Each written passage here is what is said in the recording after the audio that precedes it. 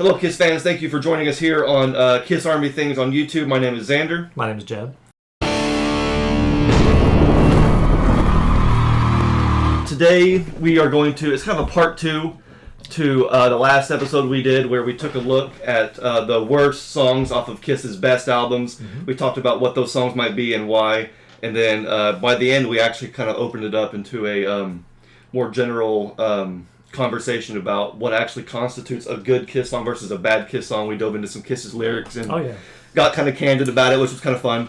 But today we're going to be doing the flip side of that, which is we're looking at the best songs off of Kiss's worst albums. Now, just to clarify, we did a very generalized best and worst. So for the best Kiss albums, we felt that in order of release, the first album, Destroyer, Love Gun, Creatures, and Revenge, best summarized Kiss's quote-unquote best material, whereas today we're going to be looking at, in order of release, Unmasked, The Elder, Asylum, Hot in the Shade, and Carnival of Souls as Kiss's quote-unquote worst albums, and we're going to be talking about the best songs from those albums. And honestly, this is the one that I'm excited for the most. We had a really good episode last time, but this is the kind of the one that we wanted to get to because we wanted to shed some light on some of the albums that maybe get shrugged to the side and are maybe kind of talked down to the most, and we want to lift those up. Now, before we get into the actual episode, we want to really quickly wish Gene Simmons a very happy birthday.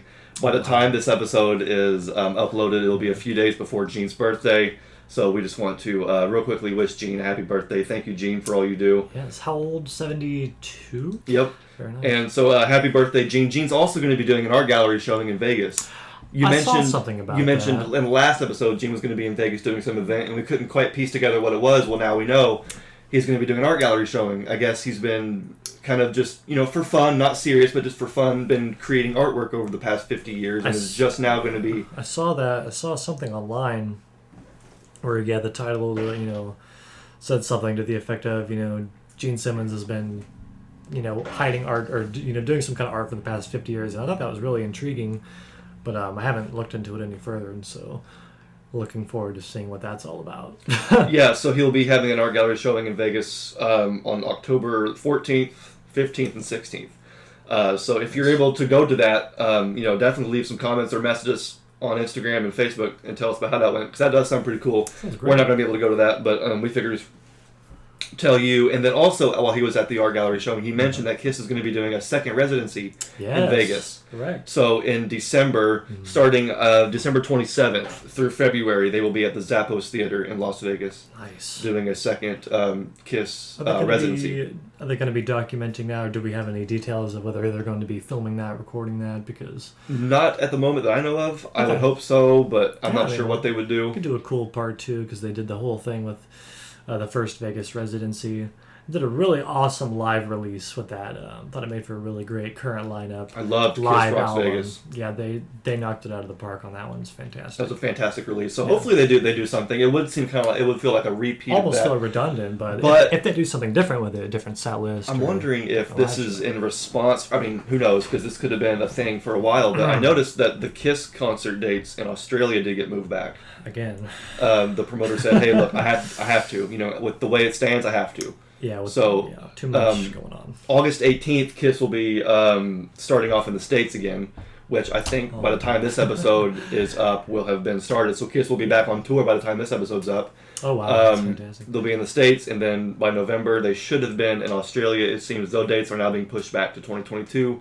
And instead, from December to February, they'll be in Vegas doing a second residency, which is awesome. Right. Despite COVID happening and ruining everything, we in the States have been kind of lucky to have Kiss come around again on the end of the road tour, because we've already the third time. Yeah, I was gonna say for being the last tour, we're having a lot of last Kiss shows, which is good for us, and of course we're contemplating on whether we're gonna see them in Ohio. I think it was right. Yeah, Dayton, Ohio. We're thinking about going for one last ride, but we'll see. You'll hear about it if we go. We'll do a last show recap. Yeah, and then we mentioned Peter Criss is going to be doing a couple appearances in the last episode, and so we've got our tickets. We're going to be going to the Indianapolis Fanboy Expo on Sunday, September 12th, where Peter Criss will be doing pictures, autographs. It's going to be awesome. we're very excited to meet the Catman. And if you see us there, I don't know if anyone else cares about us or if anyone who watches this is going, but it'd be cool to strike up a conversation with someone in person and have these conversations, because that's why we like doing this. Getting the conversation out there. So yeah, getting the conversation, connecting with Kiss fans. So yeah, if you're going to be at the event in Indianapolis and you see us, come say hi. We're socially awkward, but we're social. So we'll still at least talk to you, and we would love to talk to you about Kiss, and of course meeting Peter Criss, which we're all very excited for. Yes. So without further ado, let's get down. What's up? We mentioned something else about the Peter Criss event. Oh yes, go ahead. There's been another edition. We mentioned, of course, Peter Criss is going to be there. There's a bunch of other. It's a kind of a broad expo thing. Plenty of people are going to be there. Edward Furlong, as we know, was he was a guest that was already added to the lineup there. James Bell, of course, from other films as well, probably more notably than Detroit Rock City. So there's 2 cast members from that film that we are obsessed with. We love that movie. It's a cult classic to us. Fantastic movie. So Ryan loves it too. If you guys remember Ryan. Oh yeah, we're all big fans of that movie. We will likely do an episode dedicated to that film if anyone cares. Probably multiple, just because it's such a great. It's a great conversation starter. Just an interesting project. And genuinely funny. So to me, that movie is just one big giant one-liner. Yeah, like it's a 90s there's all these comedy. Like classic one-liners in movies that you've watched, and then with that movie, it's like you could start from the first moment and to the last moment, and it's just one big quotable. What a fantastic movie! It's a great. For what it is, I love it. And we met James at the Indie Expo in 2019. Yeah, so we did get to meet. So we'll get to meet him again, and then we'll meet Edward, who of course was from Terminator 2. Terminator 2 and other other films. And then there's other guests too, but we're not really too familiar with them. But definitely check that out if you want to go, because Peter Criss will also be in Tennessee. Yeah. At the Tennessee event as well, so. And it's called Fanboy Expo. Fanboy Expo. Fanboy Expo. We're going on the Sunday though, aren't we? Sunday, the 12th. Because the Saturday date was already sold out. So we're doing as of now it's sold out. So by the time this is up, you guys better go get your tickets if you want to go. Don't wait, because I mean, obviously, Peter Criss doesn't do a whole lot of. We've met Eric and Tommy and Bruce countless Several times. Peter Criss, doesn't really do events, so this is definitely a very special thing, and we want to get out and show Peter our love. It's interesting. He's the only original member we haven't met, but Ace is the only original member that we've met twice, because we've only met Gene and Paul once each. Yeah, you're right. So we've met Ace is the only one, which is awesome. Love to meet Ace again. So let's talk about some of these Kiss albums, because we're going to be looking at 5 Kiss albums that, by History standards, may not be at the top of the list. Now, we could have just as easily, with the last list, taken out Love Gun and put in Rock and Roll Over, because those are both the best Kiss albums. We could take out Hot in the Shade and put in Crazy Nights if we wanted to with this list, but this was a very generalized list of what may be considered at the bottom of Kiss's catalog. And so let's take a look at these albums and talk about our favorite song or the best songs starting off of these albums. Starting with the first worst Kiss album, which I love. It's a great album. is Kiss Unmasked.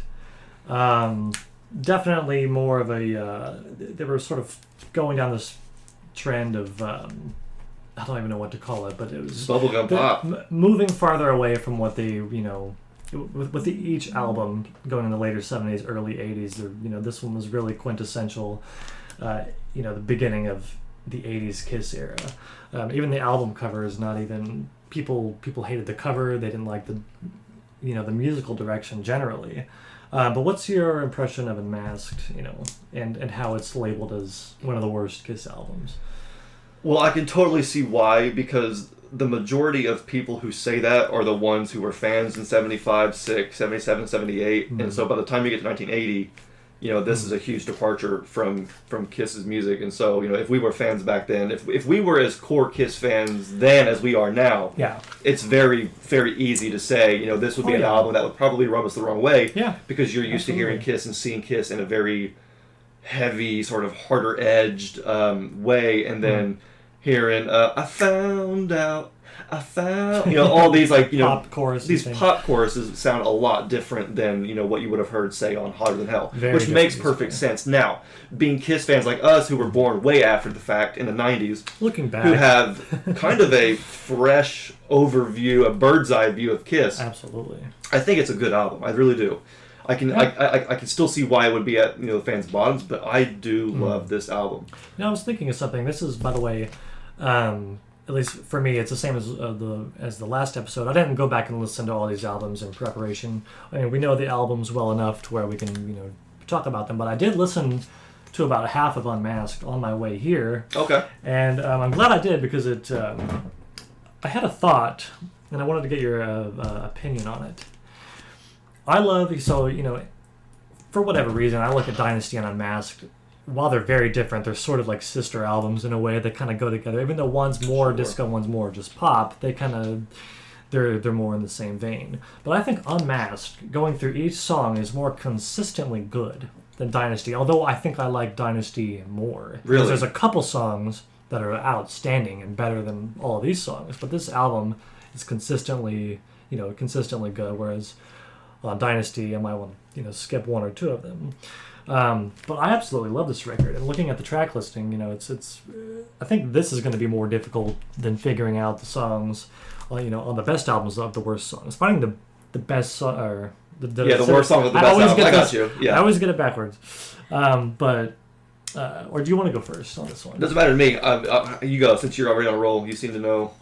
Going through each song, it's as I said, really difficult. Although there is one.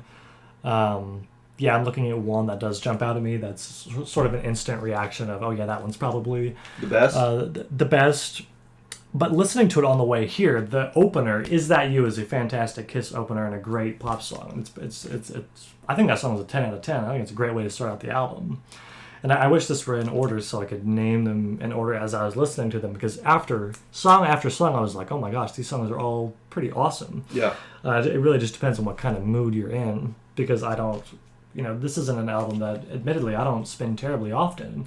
Right. But I'm glad every time I do, I always have some things I appreciate about it. So as far as my favorite off of this, it was really difficult because going through it, Paul's songs are awesome. Ace, maybe apart from one that we'll mention later, all the songs are, pretty well-rounded. But Gene actually took my favorite from this one, which is Naked City. Mm-hmm. Such a weird... very bizarre. It's a strange, departure from everything that they've done, as this whole album is. But even the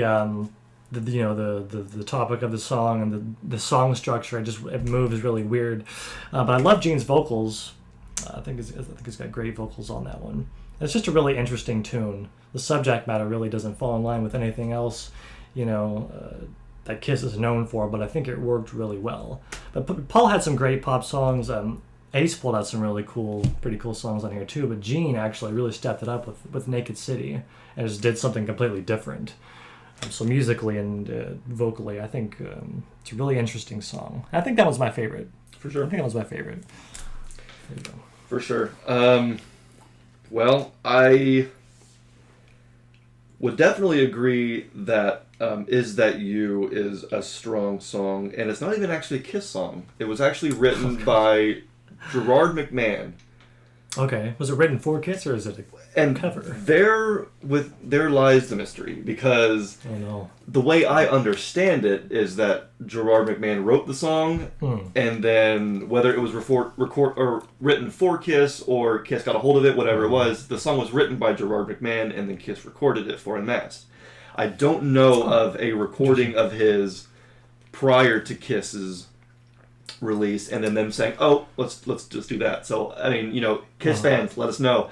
But it is kind of funny that the song that actually isn't a Kiss song would end up being one of the best songs on the album. But that's okay, because we're not excluding covers, we're not excluding anything. It's just best songs on the album. If you want, you can throw it back to me, and I can choose a different song that was more.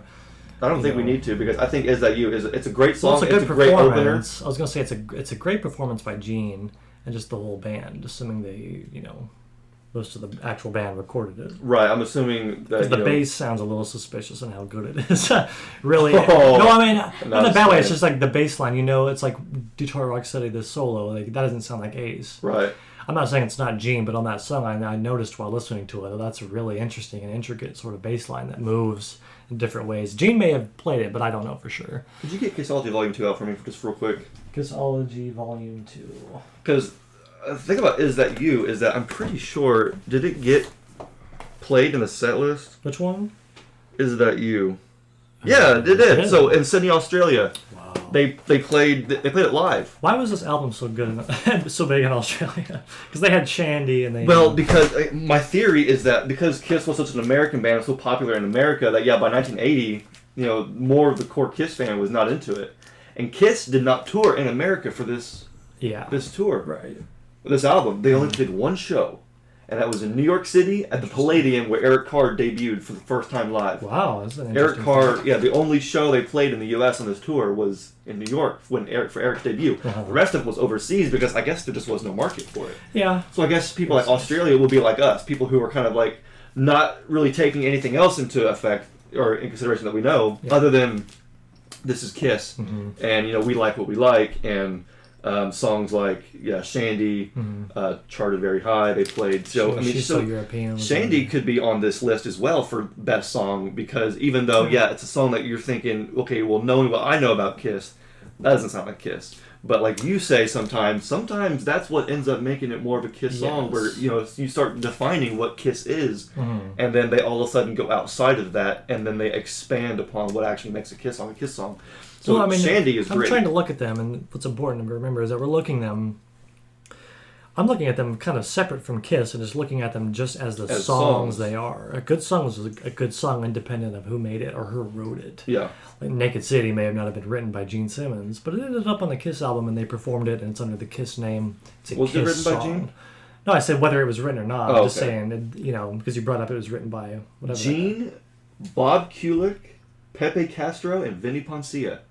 It says Robert Kulick on the songwriting credit right here. That's cool. It didn't. Naked City. I just start paying attention to more of the writing credits because for real. I was blown away, and we'll talk about it on the next one. But do it, yeah, for sure, absolutely. Yeah, we'll get to that in a minute. But Bob Kulick, that's really cool. The cool thing about, I will say this about Unmasked, is that even though, I'm going to go ahead and get my final answer is That You. But a lot of the songs, even though I think this album is, for me, better than Dynasty, the songs, seem to not really be better than the other. They're all consistently good, to where none of them really stand up above the other. Whereas on Dynasty, that's what I was saying. There's a couple songs where I could probably completely do without. Exceed everything. I could do without, and then you have a song like Sure Know Something, which is amazing. A top 20 Kiss song, and then I Was Made for Loving You, which is Kiss's, for instance, most streamed song on Spotify by a mile. Yes, I feel the exact same. So I think that maybe the reason why Dynasty would rank as probably one of my least favorite Kiss albums, and Unmasked would not, is because this is also a longer album.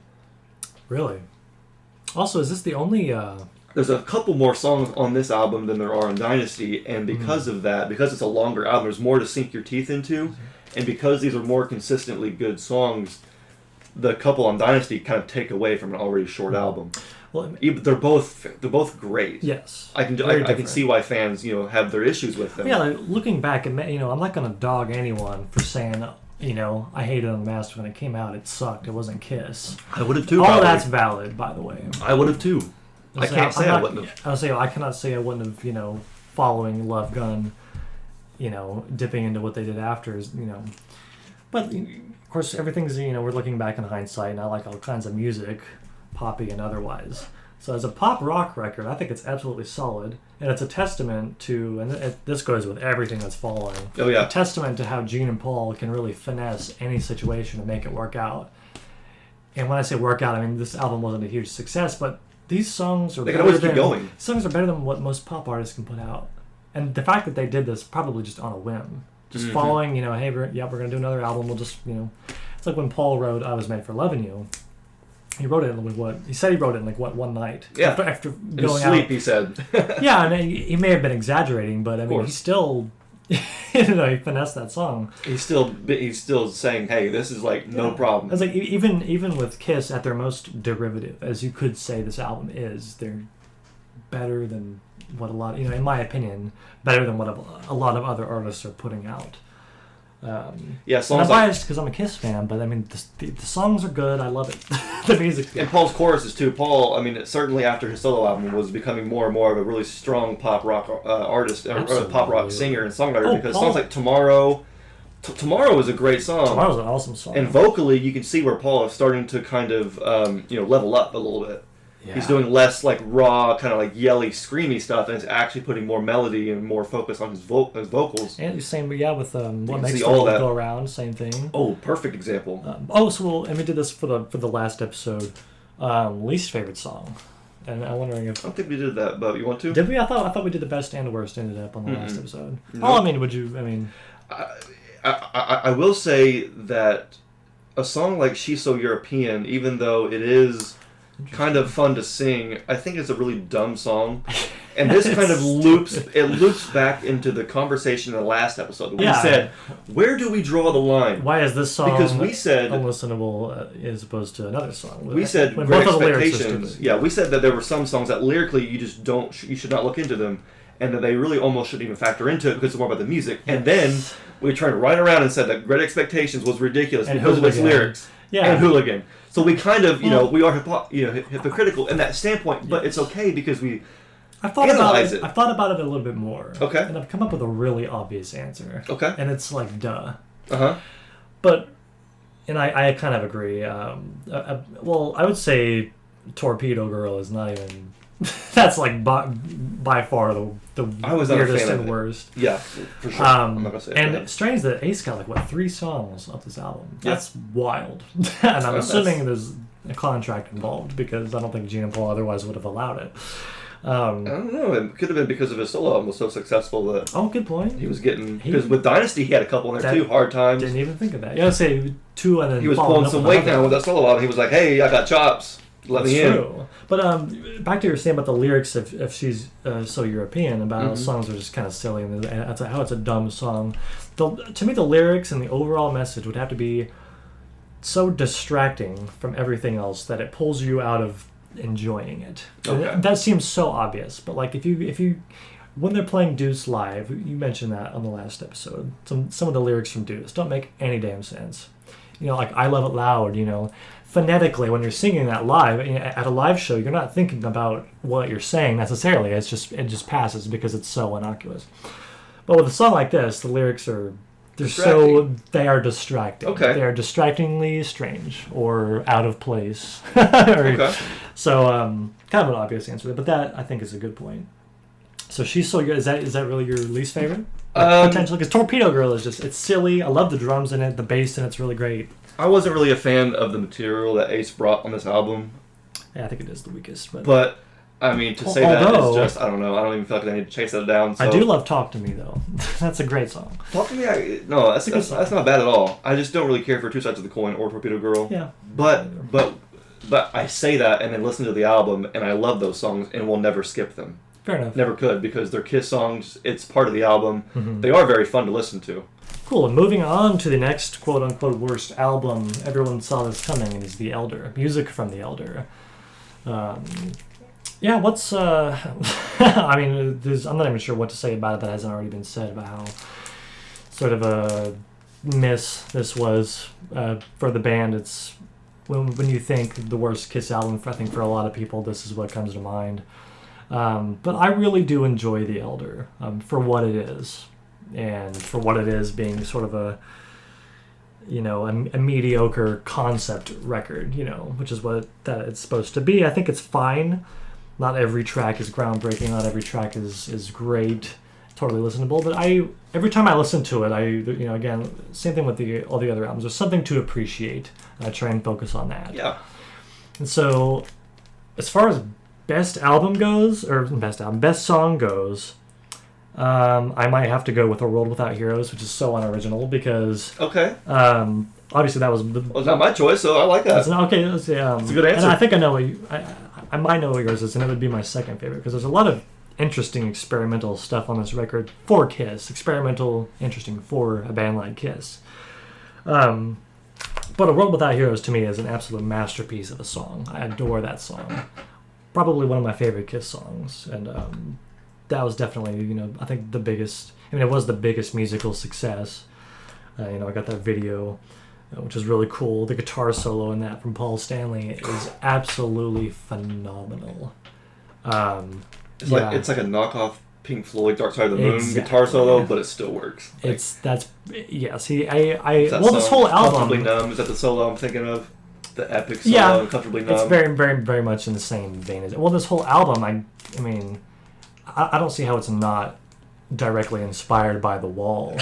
Being that The Wall came out late 1979. At least it did in the 80, UK. Yeah, 79, 80, somewhere around there. No, it was officially released really late 79 and in Europe. Okay. And then the 80, and it may have been 1980 by the time it came to America. Not an expert on all that. I see. But that album had monumental success, being that, it was a concept album. I guarantee, first of all, Bob Ezrin producing both. Yeah. I don't know what he did with Pink Floyd that he couldn't do here, but I'm so disappointed because that album is nothing short of a masterpiece. I adore that record. And Bob Ezrin, he just got a little too comfortable, I think, because this is not The Wall in any sense. Like, not even in the same ballpark. Not even the same sport. It's not even... I don't even know what else to say. It's so disappointing. But, as an album, I think there are some good songs on here. I hope so.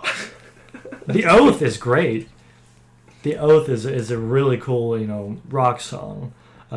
I is one that typically people really like, but A World Without Heroes is just such a well-crafted song, and I believe Lou Reed has a credit on that, which I didn't know that he has. That Lou Reed, I guess did some co-wrote some songs. Yeah, co-wrote some songs, and I learned that from the A&E documentary. Yeah. Even though I've had this, we've had these albums forever, and I've seen Reed on song credits, but I never ever would have put the pieces together of Lou Reed and Kiss, and no one talks about that. It's I think that's never super talked weird. about. Yeah, I could read a whole book based on just what that looked like, and how that was.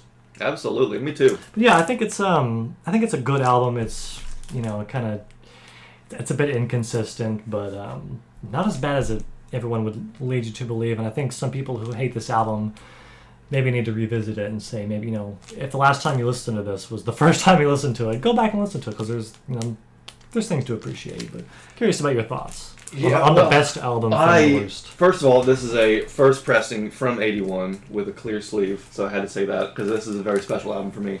Cool. The first copy I had of Elder was a beat up German pressing, which was fine. It was just beat up, and so is that one a gatefold as well? Because I remember that one being a gatefold. This is a gatefold. And it had the I dramatic looking table. I love this record, but I love the Elder, and I always have. And again, it's probably because we were not around at that time. Because when I first heard this album, I had already heard what fans had said. I had heard what the band had said, and I didn't take any of that into consideration because what matters was my opinion. Yeah. So I wanted to listen to it with my ears and not worry about that. And I was like, this album is great because even though, yes, it definitely was a miss at that time, and it's so.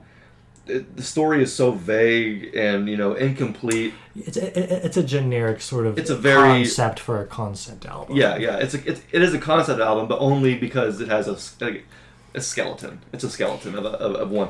But I love what is on the album, and so definitely The Oath is one that I would mention because that opening riff, that is just as iconic for me, or as memorable and recognizable as like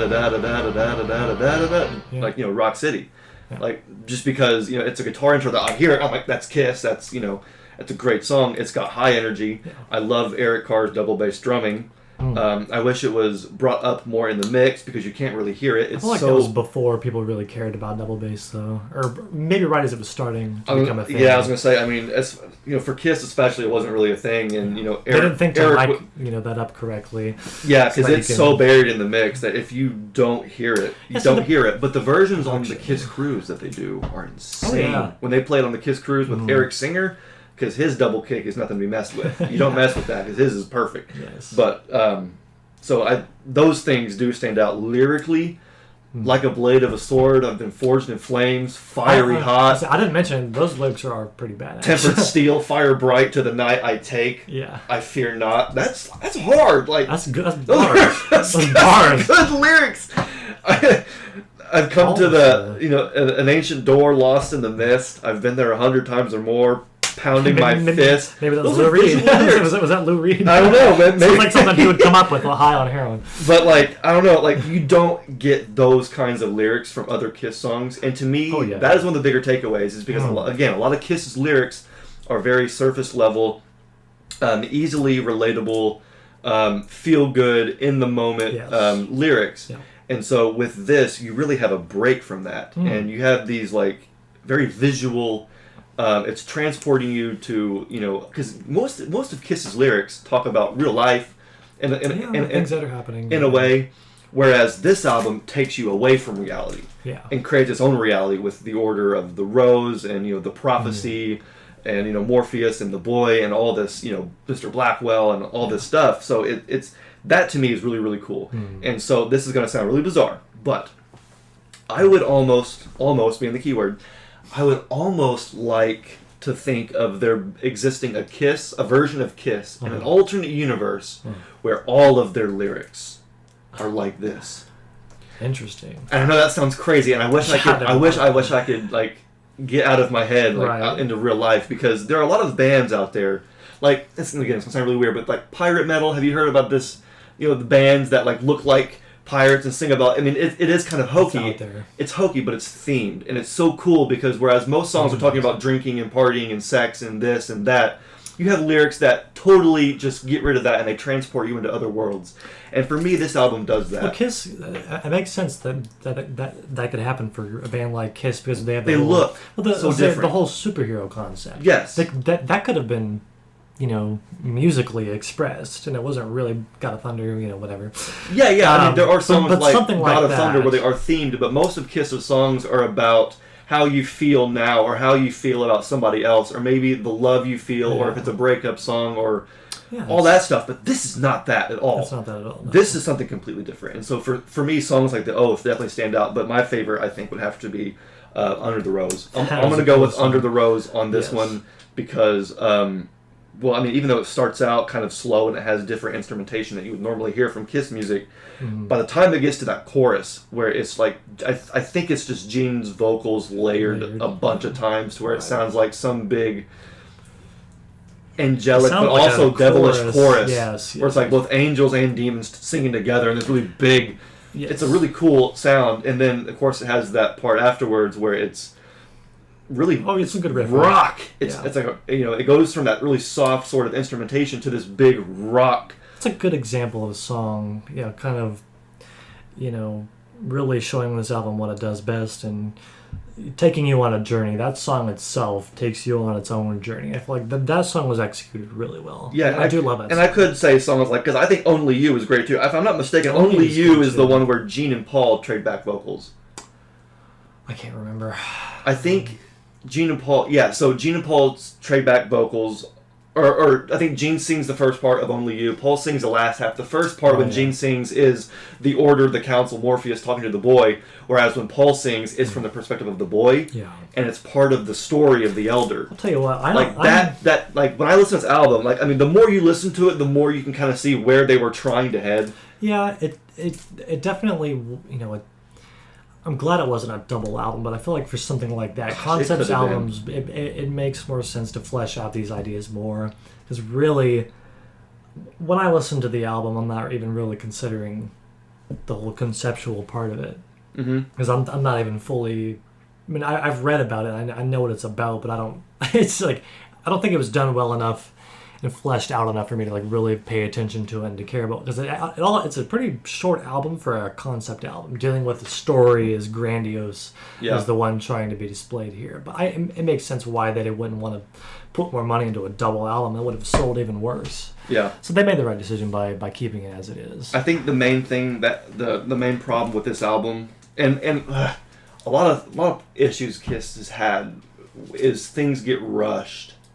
Oh yeah, when they first started, they were focused on recording, releasing, touring. You had 2 albums in '74, 2 in '75. They were in, you listen to Dress to Kill, and you can tell where these songs are incomplete lyrically, musically. They don't have guitar solos. It's like you guys could have spent an extra 6 months fleshing out these songs. Maybe you would have had a hit. Well, that goes into what I was saying about Gene and Paul just finessing anything. They can turn out anything. They throw things at the wall, and if it doesn't stick, okay, we'll scrap that. We'll start a new project. Unmasked didn't work. Okay, let's do a concept album. Even with like Kiss Meets the Phantom, production for that movie started in May '78.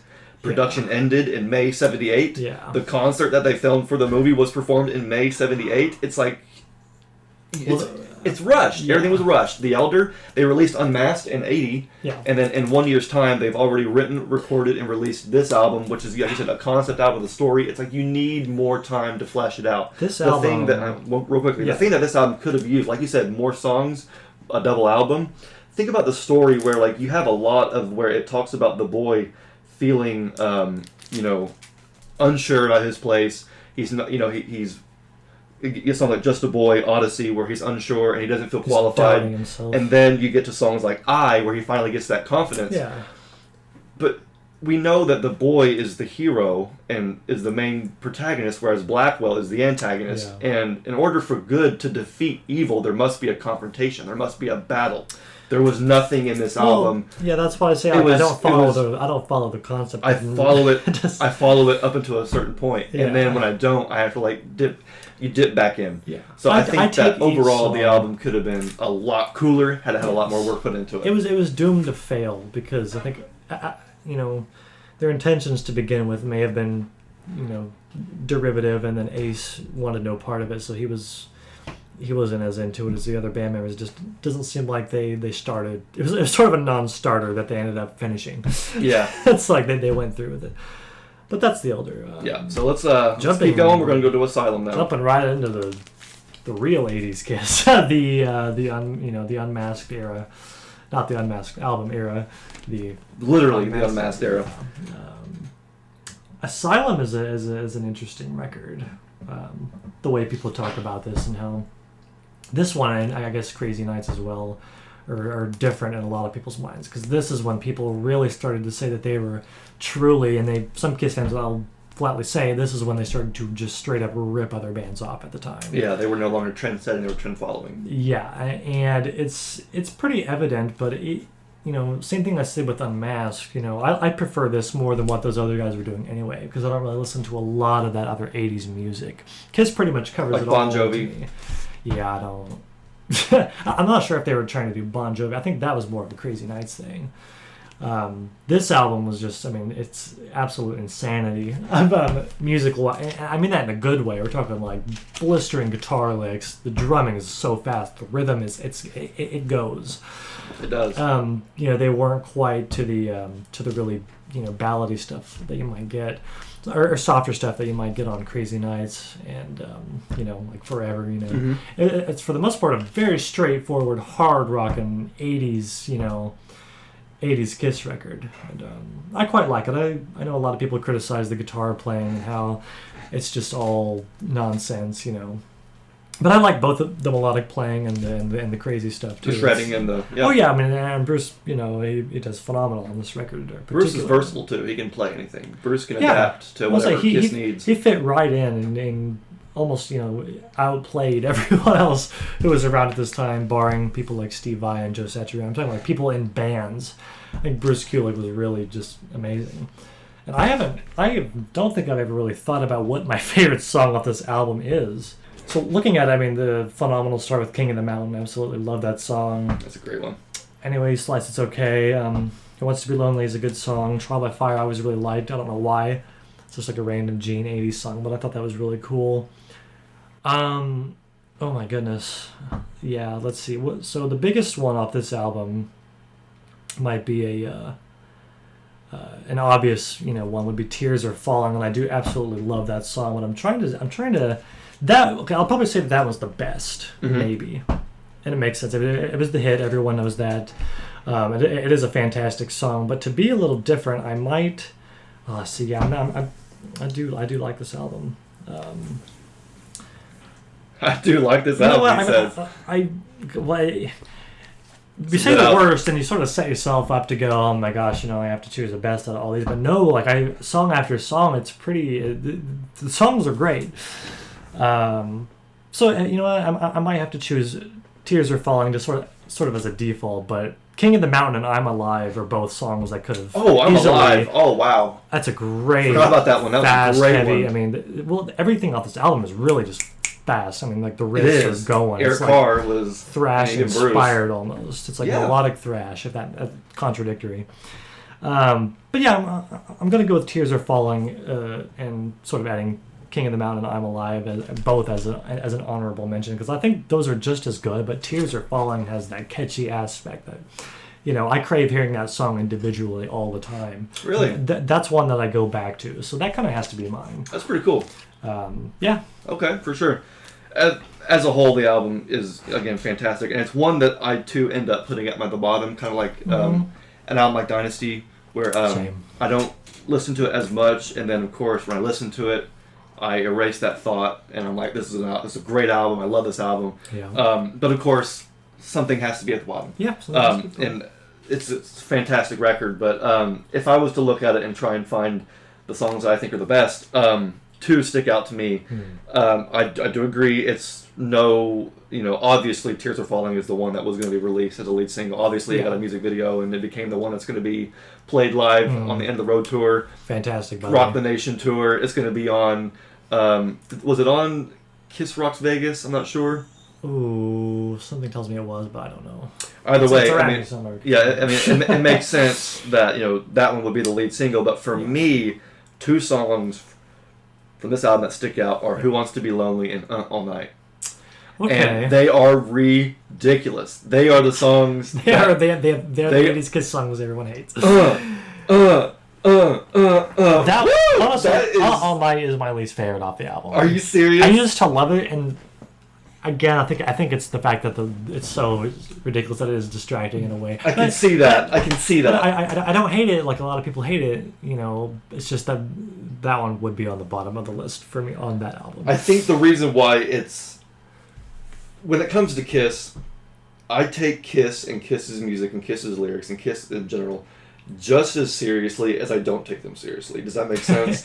Because I know as Kiss fans we get really we'll buckle down and we'll defend our band and we'll go through all these great lengths and jump through hoops to try and defend and justify Kiss. But I don't need Kiss to be prophetic with their lyrics. No. When it comes to it's 80s rock. When it comes to All Night, it's got a great beat. Yeah. It's one of those chantable Kiss songs we talk about sometimes where they're just easy to chant. Yeah. And that chorus is catchy. It's great pop writing. The riff, dun dun dun dun dun dun dun, it's very creative. It's not really something that you would think of to hear on a Kiss album, and I just love it. I think it's great.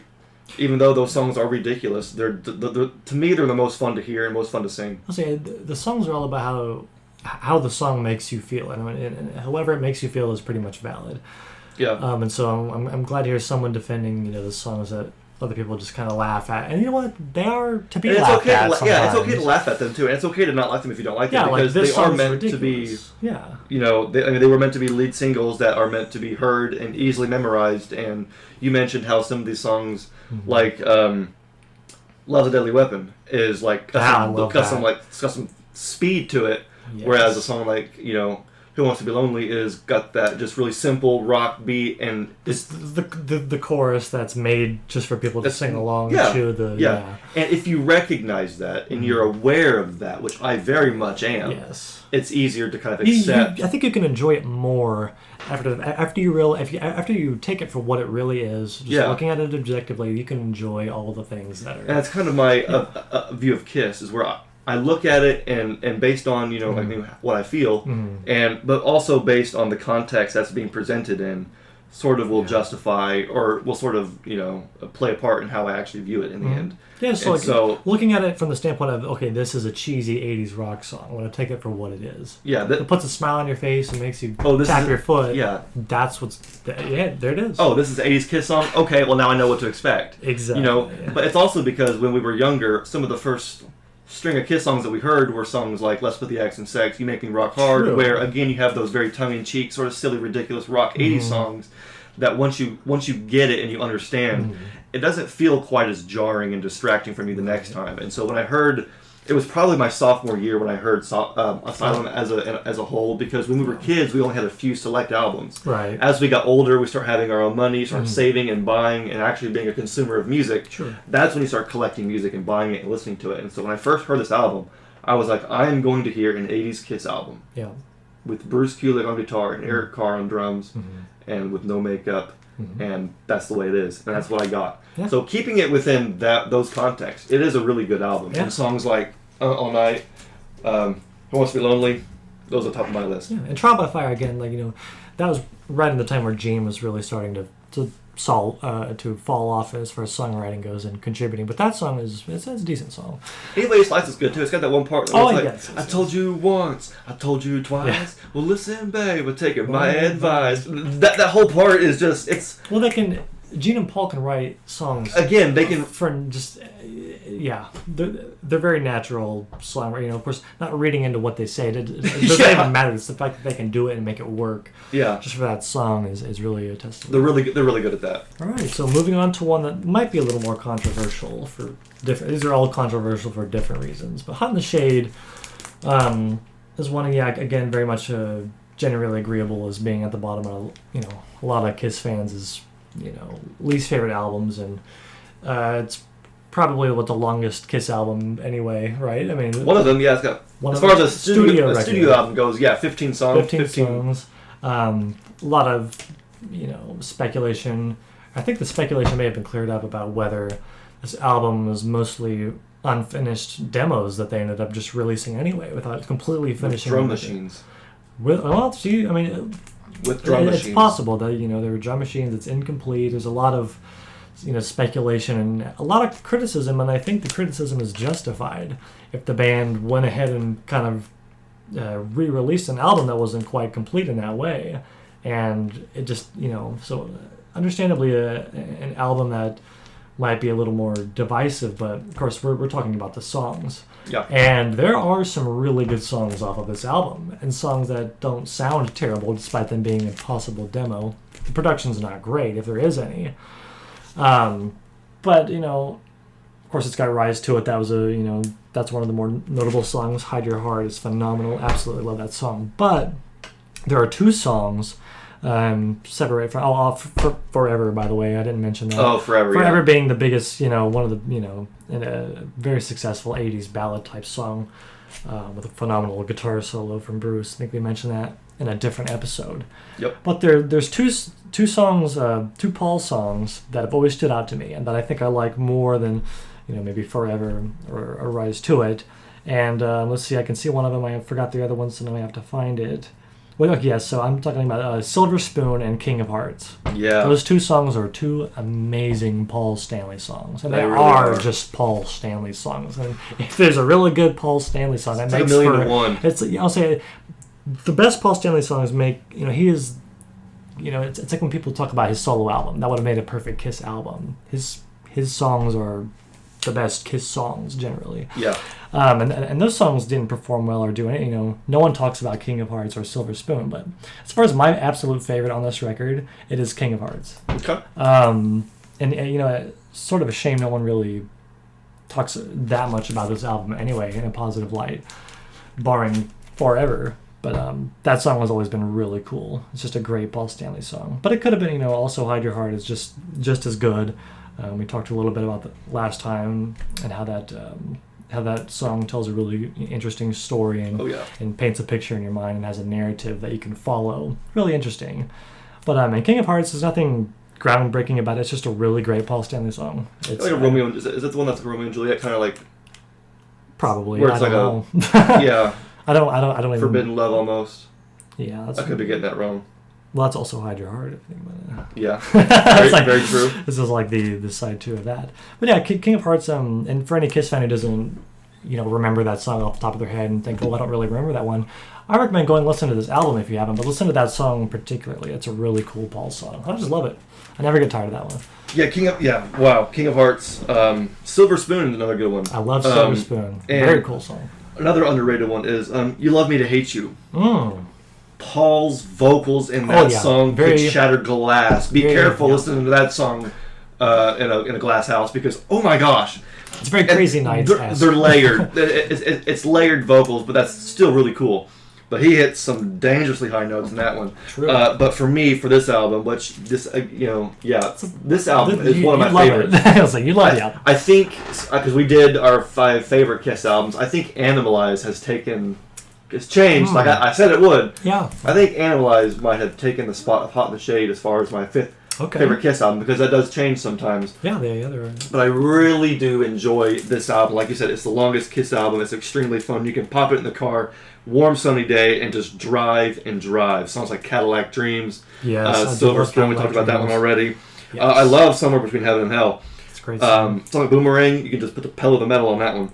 But for me, the best song on this album is Rise to It, which I think Forever is the real answer. But we're gonna, you know, for the sake of for not being too obvious, find something else. And for me, both the best and my favorite might be Rise to It. Yeah. It is a great catchy song. I love Rise to It. It's super catchy. The video, when I first heard the song, I watched the video with it. We did. Mm-hmm. We saw the video with the song. And so it's a very fun video. There's that moment with Gene and Paul. You know, they obviously look like they're having fun on stage. Yeah. There's some great crowd shots where, again, the crowd's having fun. It's just a very high energy song. Cool video. A very cool video. A very cool performance video. Yes. Probably one of my favorite 80s videos. I liked the songs Who Wants to Be Lonely All Night. Not really the music videos. The music videos were definitely very, very loud. Visually loud. Very 80s, but I liked the video for Rise to It, and the song itself has a very unique intro with the slide guitar. I don't know if it's the right choice for an intro to a Kiss album, but you know what? Who cares? It was very because strange. It's so unique that it worked. It's the slide guitar. The lyrics are, you know, it's very like feel good in the moment, uplifting, and it's a very exciting song to sing and to air drum. It is an exciting song. That's a good way to put it. It's a high energy. Yeah, it's exciting. Turn it up loud kind of song. That's what a good Kiss song is for the most part. Somehow, though, I feel I wish he had done more for the band, because it is a really cool song and it's a fun video. But they did play it live a little bit on that tour, and it didn't really translate live all that well. It's a shame. Which I wish I could pinpoint why, but I've heard a few versions. I've seen a few clips of that song live. And for some reason, it just doesn't feel like it translates. It's still a great song, but I must hear it on the studio version a lot differently, because, live it didn't translate very well. Interesting. That's how I feel about Flaming Youth and playing that live. To me, it just doesn't seem to work as well with the audience, even though that's a beloved sort of B-side deep cut kind of a Kiss song. Some of them just don't work, and I was surprised on the off the soundboard release that Talk to Me. I was expecting that to not perform live, but it ended up working really well. Oh yeah. So it's interesting you bring it up, and how some Kiss songs you might expect to do work well. You know, it's a song real quickly that is amazing on the album, but is quite pitiful live. Hide Your Heart. I was thinking Within.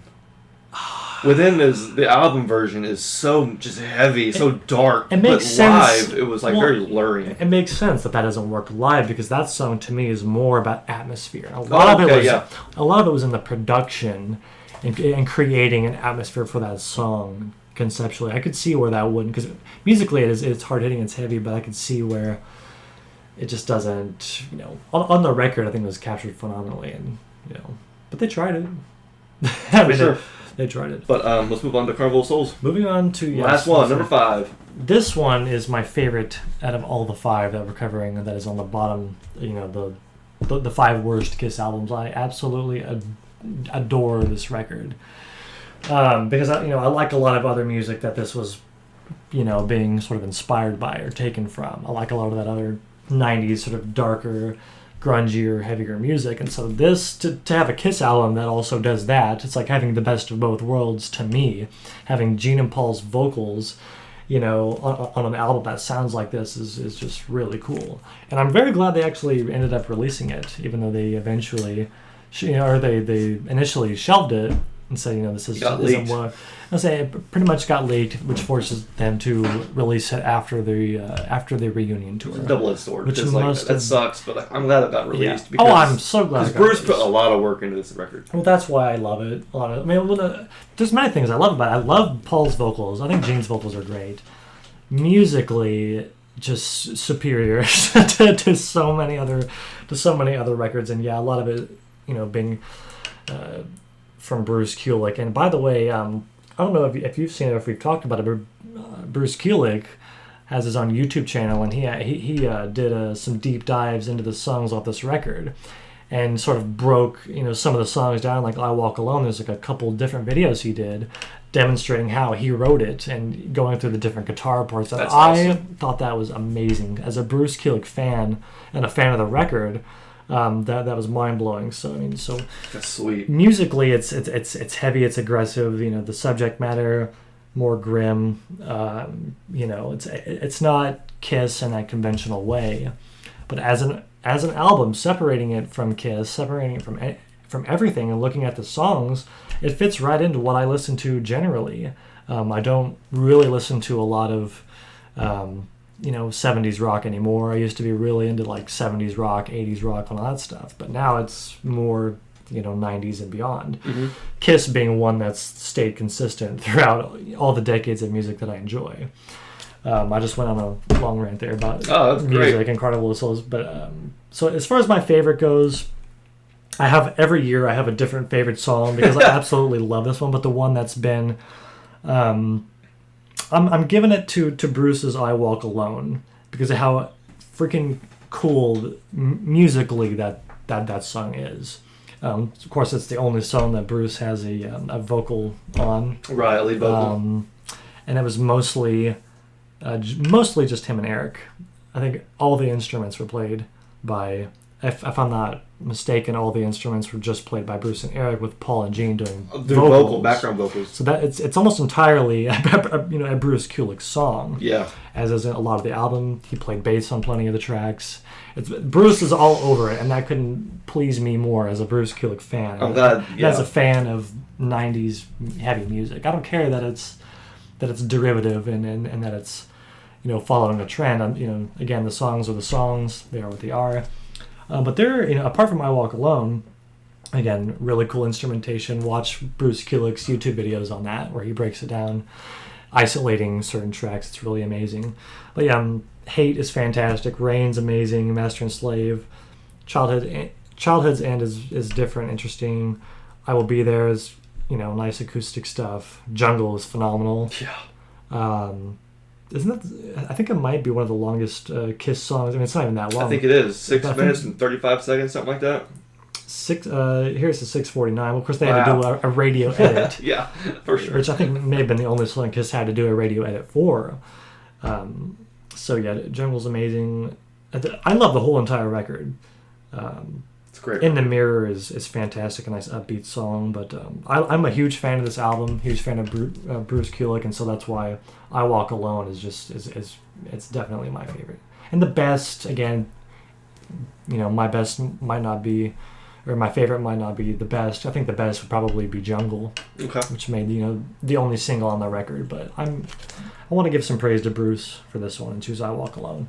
And he did a good job on vocals. He's not really a natural singer, but he did it well, and I love the song. I wondered how much light he shed on this, but I've always wondered that because A lot. this album, huh? A lot. Some people will call it a Bruce Kulick solo album. yeah, featuring. Yeah, I was gonna say the same thing. Where it's Yeah. like a Bruce Kulick solo album And featuring the members of Kiss. That's and why I love it, it's because I will take a Bruce Kulick album any day. I love it. And the Yeah. fact, I wonder how much light he has shed. I hope that at some point, once we gain some momentum here, that we could have Bruce on to talk with him about some of these things, because I know that you and I have a lot of not only appreciation, but some questions and things. So I wonder that when it comes to I Walk Alone, if it wasn't somewhat autobiographical, because by this point he was no longer in Kiss. Wow. It was released in '97, Right. and by then he had gotten the news: hey, you're out, they're in, makeup's back on, big tour, you're not there. And so maybe this is me like putting something on this song, but it was written before all that. maybe it could have been written before this.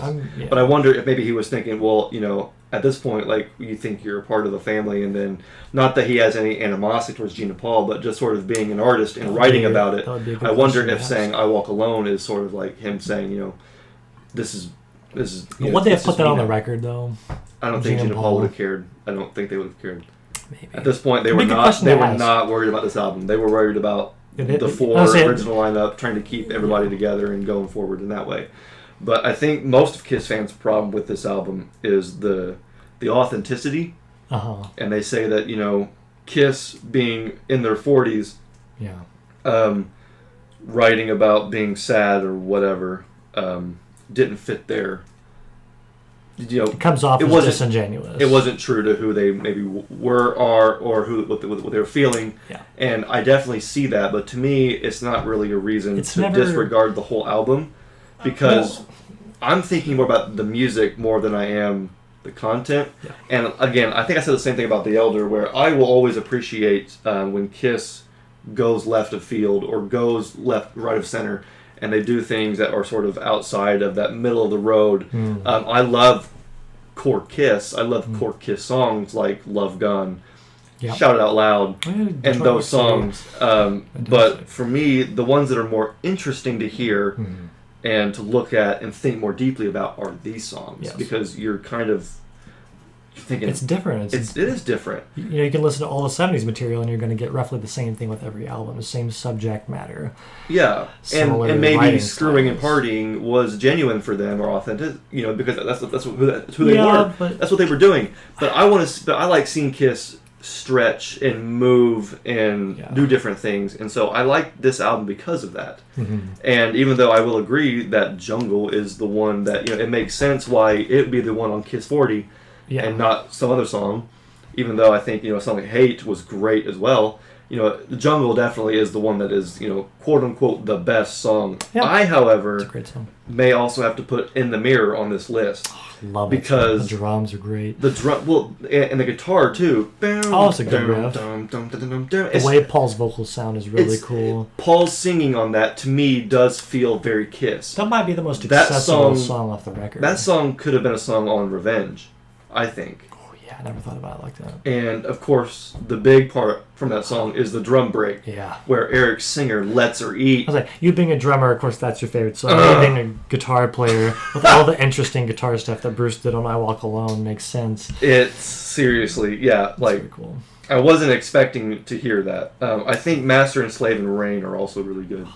I Will Be There, a very poignant. That seems like a very genuine song. That's a very authentic song. Yes. Like that was a song that Paul wrote for his son. Children, And that's really cool. Can I say something about, the main criticism being it's disingenuous? Sure. So for a lot of people, I can totally get that. If that's what you value, if you want to make sure like every song and band that you listen to is being artistically, for me, Kiss isn't about being artistically genuine or true, or being that's not what Kiss is about for me. I don't care if they were in their 40s and they wrote those songs in their mansions.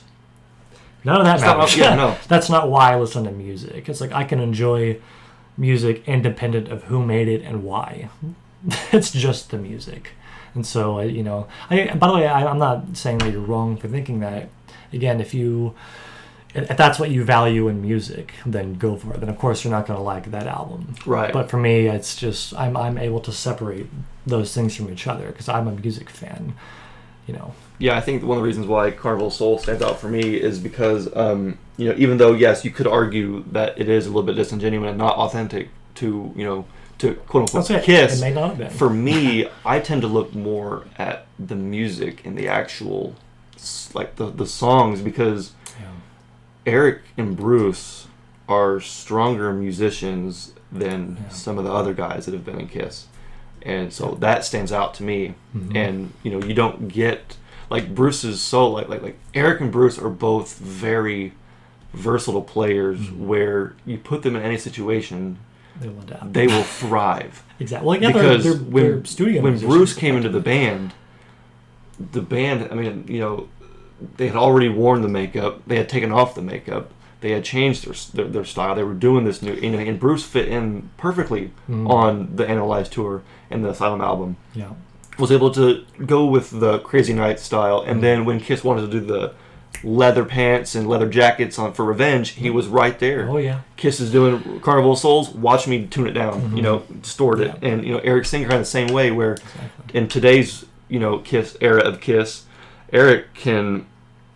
You'll see him on stage playing these double bass drum kits, and then before the show, he's playing these really tiny kits for the unplugged acoustic shows. These little 2-piece kits. They can adapt to any scenario. He played on Monster, but he also played on Soul Station, and he's capable of kind of weaving in and out. And again, Bruce too, where the environment doesn't matter because they're world-class musicians. They're fantastic musicians, and that's why albums like Revenge and Carnival stand out because the musicianship is there.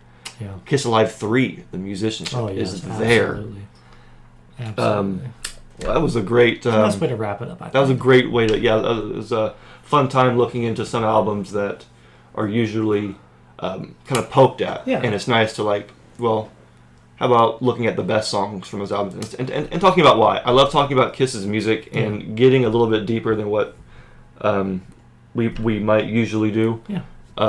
So I definitely thank you guys so much for watching. Did you have anything else you wanted to say before we wrap up? Not really, other than if there's any takeaway, just go back and listen to some of these songs and albums and try and find something to appreciate about it. Absolutely.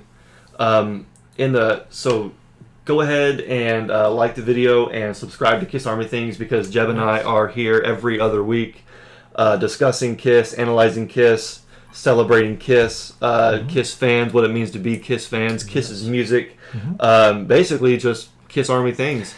So I'm Xander. I'm Jeb. And this is the Kiss Army Things podcast.